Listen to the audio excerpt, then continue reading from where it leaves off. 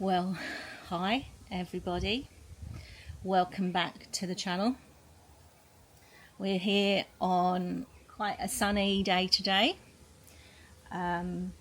which is interesting because we have just had a cyclone. A cyclone has just come through over the last few days here in Queensland, but here on the Sunshine Coast we fared pretty well. There are many homes, many properties further south and in New South Wales that have really copped the weather, strong winds as you would imagine a cyclone to have, and flooding. And even though we had some wind initially, and we tied things down outside and got some essentials and bunkered down for a few days, the cyclone didn't really get to us until after the weekend. And we'd really been planning and prepping to shelter for pretty much a whole week. And when it arrived much later here than everywhere else, and so we had mostly rain. I'll share some images and some photos and video of what happened here with us in our home and in the garden. So to be in it and to be expecting it was it was quite intense. It was quite intense. Our nervous system were a bit shot as to wondering what to expect. But we fared really well. We prepared really well, and there's still people further south that are still dealing with floodwaters and basically cleaning up their properties. So yeah, I feel very grateful for still having a home intact and a garden intact, and just a little bit of tidying up to do. So today my plan is to put back the outside furniture, the outdoor furniture, to rearrange that and put everything back in place, because at the moment it's pushed to one side, out of the wind and out of the elements. So that's my first job today, and I'd love to take you with me and show you that. And then my second plan is to go down to the bees and do an inspection. And my feeling is that it is, given the amount of activity that's going on around the hive at the moment, and it's been pretty much 2.5 months now since I first got the colony, the nucleus that's been growing and expanding, and more bees have been birthing. My plan is to go in and have a look and do an inspection of that. And ideally, I'm really keen to put on the super, which is the box that goes on top of the brood box where the honey is collected, and that's where we harvest the honey. So it would be really good to be able to put that on and give the bees some more room. So let's go and do it. Let's start with the furniture.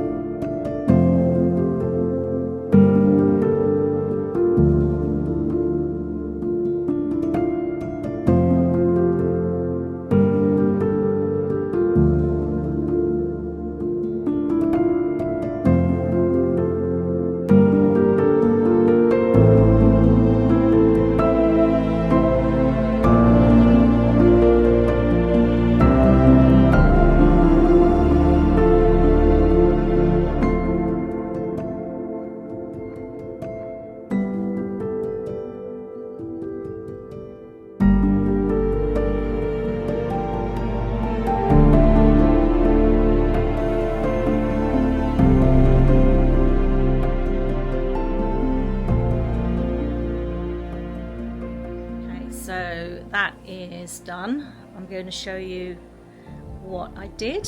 So you've got a slightly better look now. This jute rug, I've turned this the other way around. It's actually double facing. You can have it either way. But the other side has got a little bit faded and dirty, so I've changed it round, flipped it over. And then this chair has always been here on this side. It has for a while. I always put the chair over the rug because that grounds it. It makes it just look more aesthetically together and a little more designed. These cushions we've had for a while. We brought those up from Sydney. So they're just there. They seem to they just feel better to me being there on this chair as opposed to these ones. And then this little area here, this is pretty much the same. I've moved the plants around a little bit. This could do with a bit of a wipe, but there's somewhere to put your coffee in the morning.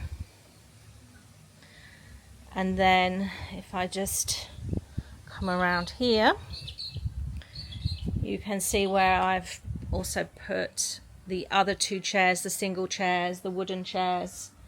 We had these chairs first, and then we purchased this lounge after we moved in. So we had these down at the beach. Then they were a little bit beach worn. They could do with a varnish. And also the cushions are just a little bit worn, a little bit dirty, so they could definitely do with a clean. And good, because we used to live on the beach, they feel a little bit salty where the sea air has come up and also from the rain probably dropped down and got on them, because these are on our front veranda and exposed to the air. They weren't covered over, so I put those there again, a bit like this one, this sofa here. Grounded these onto this mat. I don't know, what do you think? They could probably do with being a little bit closer. It looks like the people here might not be very happy or sociable with the people that sit here. I think maybe they need to be pushed a little bit closer. It's maybe, I think I had this like this before actually. They were actually on the rug. Let's just have a little bit look back here and have a look. Yeah, maybe a little bit better. But yeah, hey ho. And the other thing is one of the most useful tools for clearing up leaves is the blower, the leaf blower. First of all, I used the regular broom, but what happens is that the gum trees, which are these things up here, their leaves are long and really light, and they get stuck in the grooves, and so it's just not easy to move. As you can see, it is not easy to sweep up. So I don't know, this might be an Aussie thing, the blowers, but it's something that we recently discovered living here, that Aussies don't sweep anything. They blow the leaves, they don't sweep the leaves. Correct me if I'm wrong, if any Aussies are watching this. But yeah, so cool, I'm quite happy with that for now. Don't think there's anything I want to change. I probably just need to give everything a bit of a water.